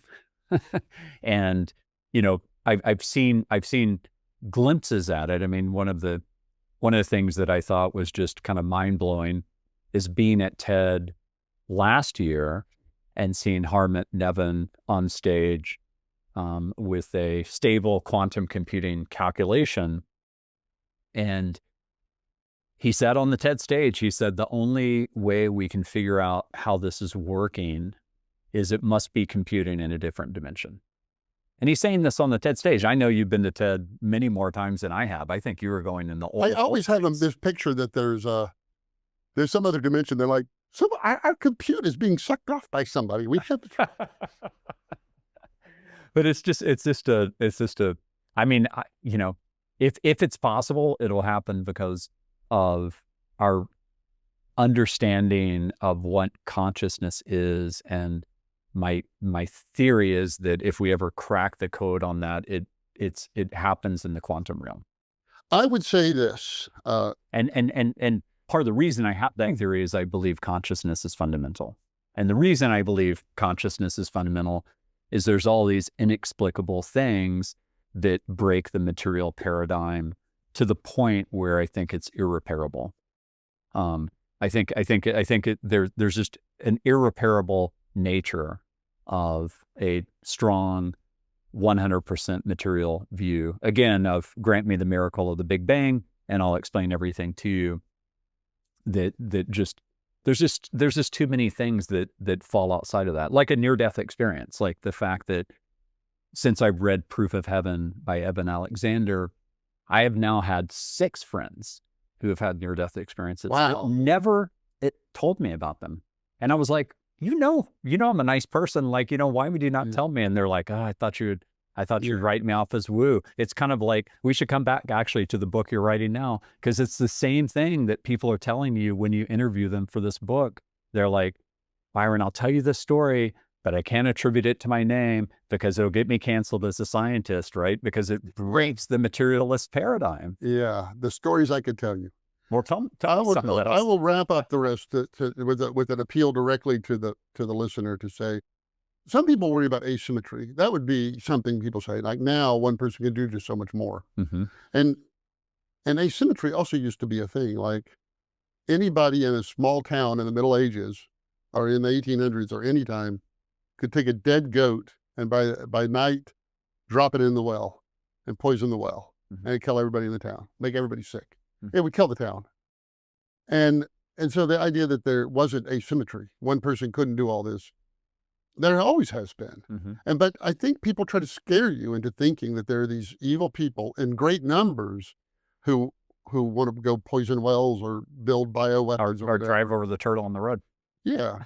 There's a difference between that, which is just a bad person, and somebody who's hell-bent to destroy humanity. That's true. That's very true. And so I want to just say, yes, if you've ever felt like you aren't living up to your potential or that you should be doing more with your life, I suggest you move past all that. Remember that no part of a superorganism can contemplate the whole. So put no heavier burden on yourself than to be as kind as you can be, and every day try to be a slightly better person than you were yesterday. That really is all it takes to build utopia. That is all it takes to build utopia. Yeah, it's beautiful. Yeah. And by the way, that is the root of all spirituality, is to constantly transform yourself from the inside so that you manifest more love in the world. That every spiritual tradition, it starts with that at the root. The transformation, the embodiment of your soul, realizing that a reality is rooted in love, and then you live that. You walk the way of the Tao, or, if you're Christian, you walk the path, the path of Jesus, or if you're a Jew, you manifest tikkun olam, to repair the world. So with the current book you're writing, I promised that we would come back to this. So I want to close with this. What are some of the stories that you're hearing that really have made you kind of fall out of your chair and say, like, really, that is inexplicable? And are they willing to go on record?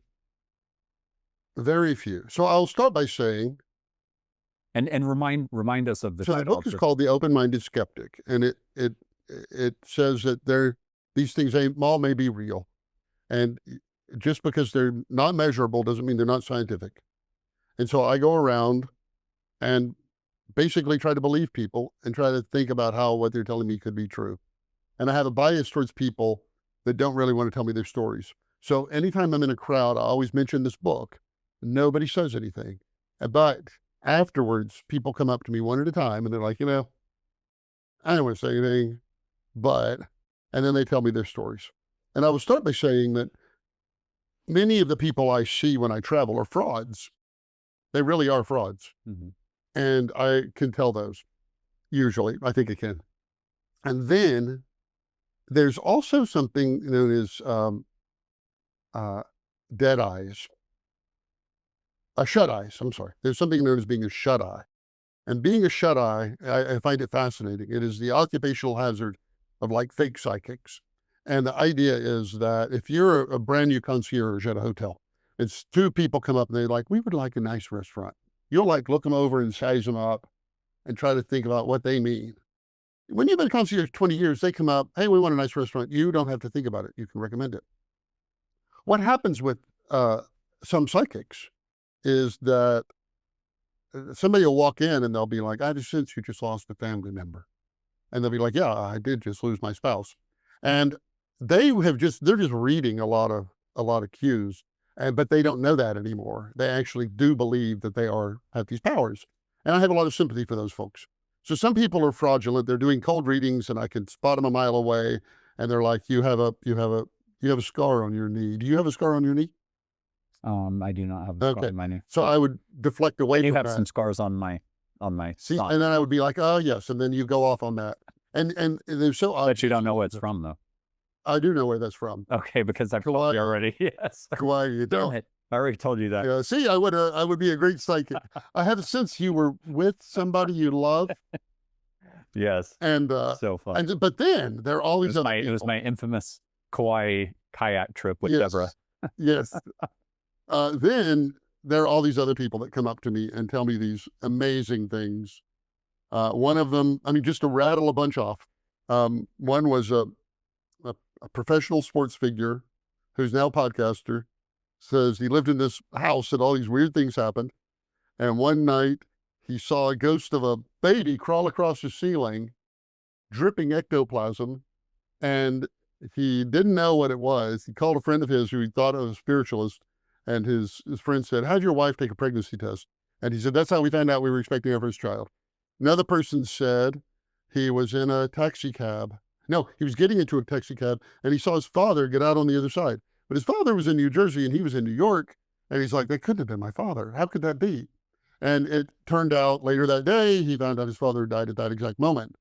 Another person had looked out a window and instead of seeing what was out there, saw what looked like a screen, but it was all in black and white. So you could see out there.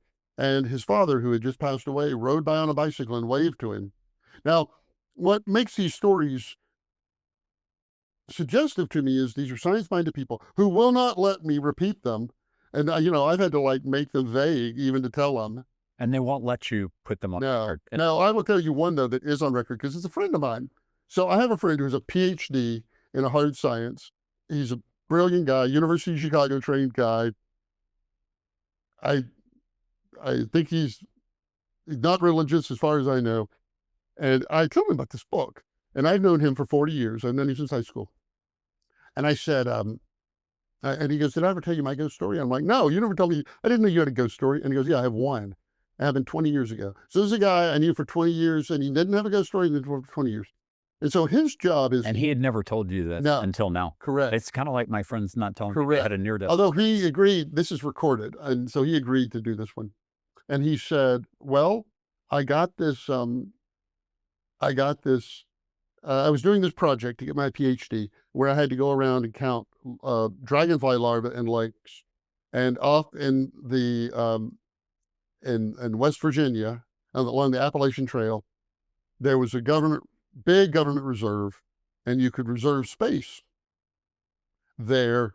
And he said, had all these lakes, and I reserved time, and I went to it, and somebody met me, and I drove in, and he said, I didn't see another soul the whole time. And he said, when I finally got to the facility, I got out, and 5 minutes later, a bear came and was like sniffing my car. He said, I did notice, though, across the street from the facility was a fallen down house that was an old house. And he said the facility was a lab on like a presentation area on the first floor, and it was a living quarters on the up floor, and outside it were steps. And he said that he had not seen a soul.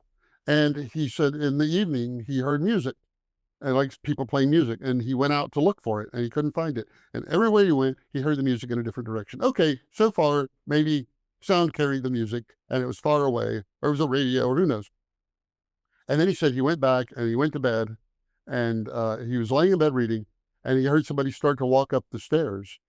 And And he was like, oh, it must be like the people coming to, the people who run the facility. And he went and he opened the door and there was nobody there. And he said he got back into bed and then he heard somebody else distinctly coming up the stairs. And again it happened. And every time it didn't happen. And so the next morning, the researcher picked him up and he said, is there anything I should know about this place? And she's like, oh no, what did you see? And he told her, and she says, yeah, that pretty much happens to everybody. She says, you know that house across the street? There's a Wikipedia entry on it, a big long Wikipedia entry on that house, because it was a hotel and it was on the Appalachian Trail. And the guy was caught who ran it. The guy was caught slaughtering guests and turning them into food and eating them. And they walked in on him and he was gutting somebody and eating them. And that was that house across the street. Oh, wow. That was horrible. That was horrible. And it would be that kind of energy that would still be right. unable to ascend to heaven. Yeah. Exactly. Yeah. And so again, PhD, never had another thing happen, not given to fancy, would rather explain it away than believe it, never told me. But finally told you because you're writing. And then the other person said, oh, this happens all the time. This house he noticed, the only thing around there, there's not another person in 20 miles in any direction as far as he knows. And when you hear 100 of those back to back, you start to think, and really the thing that's really interesting to me is the number of people who just take them for granted. Oh yes, that's just part of our culture. That the living and dead coexist a lot. And when I hear just so many of them, I think, obviously they're not lying and they may be wrong, but it would be a bad scientist not to just start off by saying, okay, maybe it's true. Yeah. What would be a good explanation for that? Do you have a strong sense of why, after writing these books, you're writing this one? Like what was it that was the inspiration for you to be like, it's got to be, because, you know? I think my books for me are progression. And the last one, and you said you write them as a means to learn too, right? Yeah. Correct. I'm writing this one as a person who has not had any of these experiences. Like, okay. So the last book I wrote is We Are Agora. And as much as I try to tell people it's just a biology book, I posit the existence of this creature we cannot see, that we are cells of, and I think it's real and I think I can prove it. And it's just biology. It's no more mystical than a beehive. But I think it has implications on how we should live. And then, so now I've written books about what I think about the future, what I think about the whole of humanity, but I haven't ever written anything outside of that. So almost nothing I have written, it all matters, but none of it is answering the big question. I think an optimistic future is inevitable. I think all these wonderful things. I think we are different because we perceive time. I think the mass of humans can do more than any person can do because we operate as a single entity.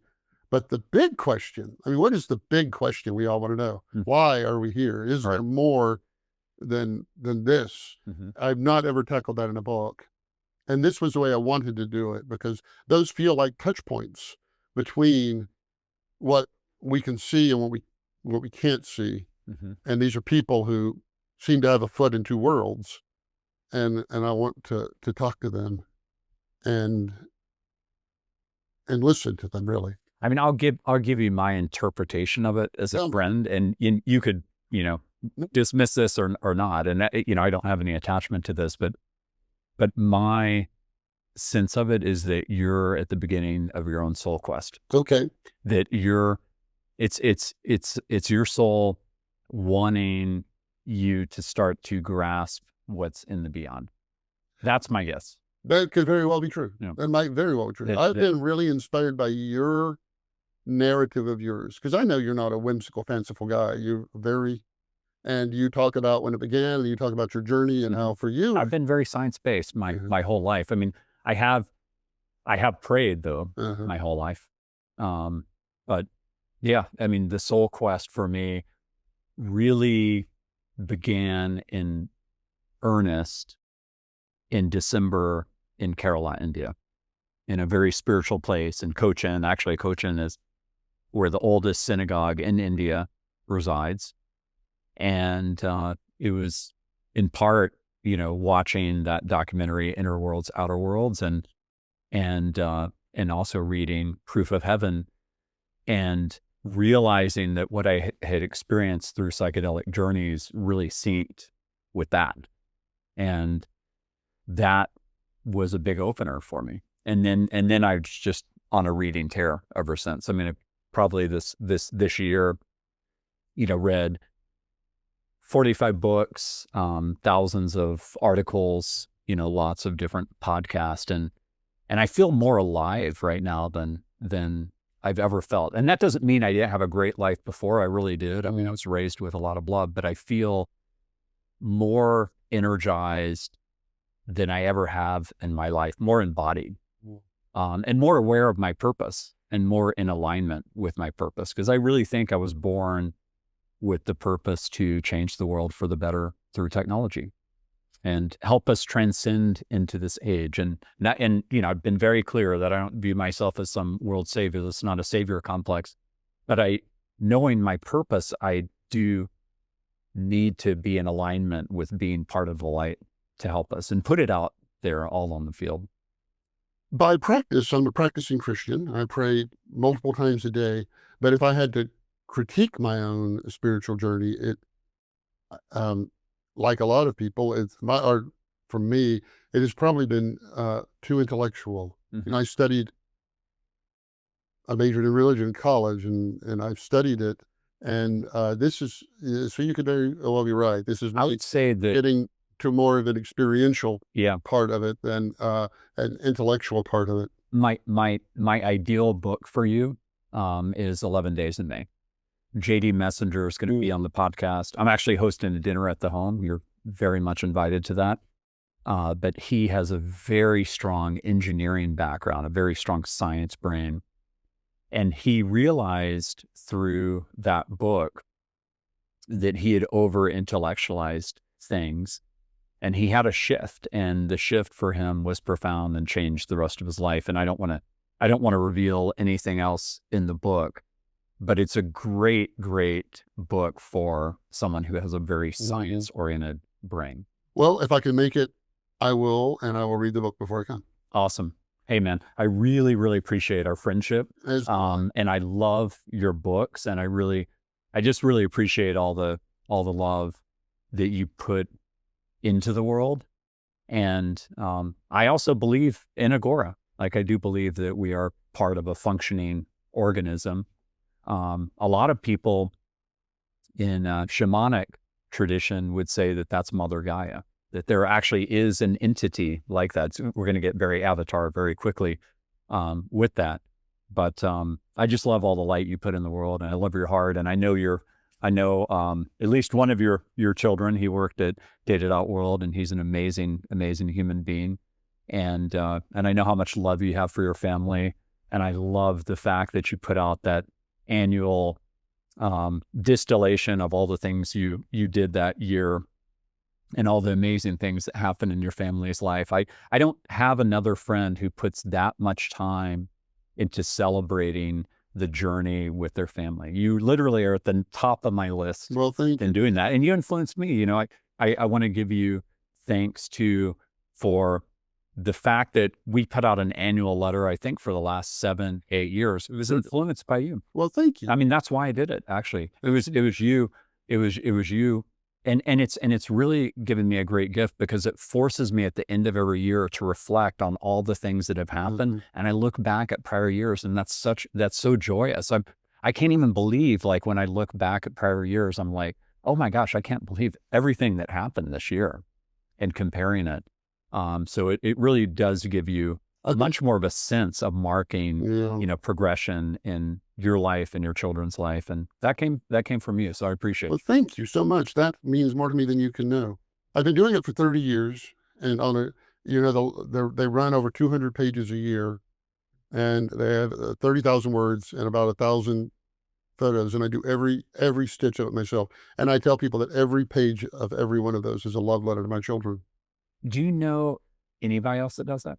No, I don't. I went to a friend in LDS, and a Mormon person, Yeah. because they are big, and he's like, and he goes, no, I've never met a Mormon who did this either. Yeah, it's amazing. It's amazing. I do it because I think I'm going to, I write in one of them, I say that time robs us of our memories, and by burying them off to the undying land, a Tolkien phrase, someday I will have forgotten all these things, but I will be able to read those again, and I will fall in love with my family again, time and time again. Yeah. And I mean, they're lucky to have you. You're a beautiful soul. We should wrap it up here. Everybody, thank you so much for tuning in to Love Conquers Fear. Stay tuned. Many, many amazing guests to come. Amazing philosophers, scientists, spiritual teachers, entrepreneurs, and investors. I've got some trips coming up to New York City, as well as San Francisco, where I'll be attending TED AI. And it's incredible who's going to be on the podcast. So definitely stay tuned. I hope you enjoyed this episode. You can see why Byron is one of my best friends. And, definitely tune into his books. They will transform you. They will fill you with lots and lots of facts, but you will also have a heart shift in reading them. Thanks again. See you next time.